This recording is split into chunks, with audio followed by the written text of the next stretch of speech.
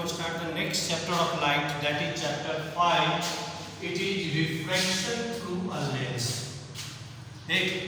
Chapter 5, refraction through a lens. Now lens are two types. Convex lens, this is convex, and this is concave.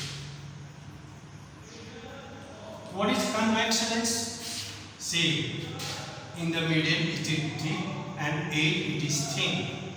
So when in the middle thick and at edge it is thin, it is convex lens. Similarly, concave, thick in the edge and thin in the middle, then it is concave lens. Sorry. There are three types of convex lens, three types of concave lens. First, both the face are convex, then it is known as bioconvex lens. Once again, if both the face of the lens is convex, then it is known as bioconvex. If one face is plane, other is convex, then it is known as plano-convex. And third one, if one is concave, other is convex, then known as concavo-convex. Same thing in concave lens. If both the face is concave, then it is bioconcave. Second, if one face is plane, other is concave, then plano-concave. And here, one concave and other convex, then it is concavo-convex.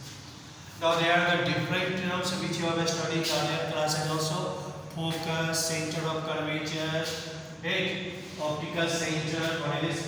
First of all, if we take this convex lens, when you will draw the diagram, means circle, we can draw the two circles, and this circle have a center. This is center, this is center. So this center is known as the center of curvature. Similarly, in concave, when we draw a circle, two circles we can draw, one center here, another center here. So this is also the center of curvatures. Focus, our convex lens. Convex lens focus. This is optical center. This is the principal axis. A line which passes through the center of curvature and through the pole is known, optical center is known as the principal axis. So this straight line is the principal axis through the center of curvature and optical center. Okay. So when you draw a line, now while drawing a diagram, what you have to do? In the middle you draw a straight line. And what reflection? You have to show the reflection of this straight line. So when you draw a straight line here, right? So this ray is parallel to principal axis. So when parallel to principal axis, after reflection it will pass through the focus.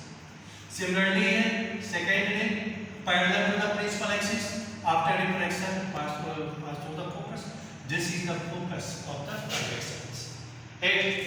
Same thing in the concave. This one, principal axis, optical center.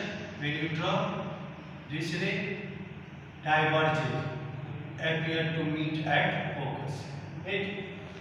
So in convex lens, the ray after reflection actually meet. That's why it is known as converging lens also. Another name is there, burning glass. This convex lens is also known as the burning glass. Why it is burning glass? So ray, sun ray. If you expose the lens in the sun ray supposed to be coming from infinity. So after reflection, it will meet at the focus.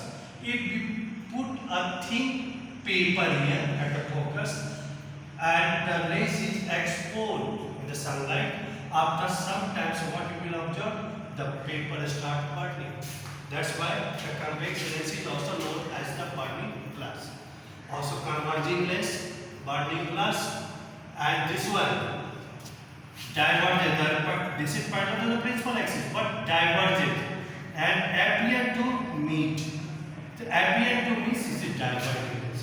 So concave lens is also known as the diverging lens. Convex is converging lens, and in converging lens the image is formed linear, where in concave it appears to meet That's why image is virtual, not real. Right? These are the terms given in your book. Now, one more point, very important. See this convex lens. The convex lens or concave lens, whatever it is supposed to be made up of the prism. And while drawing the prism, what happens? Any ray, normal, reflected ray, and emergent ray. You can observe when the reflection takes place in the prism, the emergent ray or reflected ray bends towards the prism. Is it clear? This thing you have to keep in mind. So that it is actually not made up of the prism, which is supposed to be made up of the prism. This one is the prism, this is a glass lens, this is prism, this is prism, this is glass lens in the middle, this is prism. So how to draw the diagram? Draw a line, here principal axis, take object here, one ray coming from parallel to the principal axis. So this is the base of the prism. So after refraction it will bend toward the base of the prism.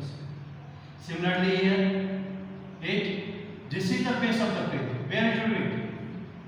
Same case here in the concave lens. Principal axis, this one.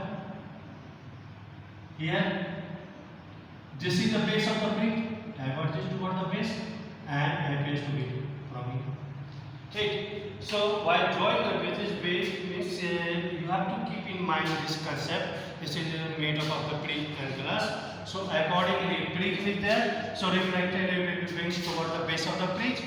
If glass, see if normal, then passes and deviated. One more, while drawing the diagram, you have to make the thin diagram, not thick line like this one. Why? Because you know when a ray of light coming from one medium to another, refraction will take place. So refraction will take place. That's why as thin you will take possible, then you can draw the clear diagram and accurate diagram. One more point. This one convex lens. This is the optical center. Is it? When a ray coming from through the optical center, it is reflected also because the medium is changed. So reflection will take place.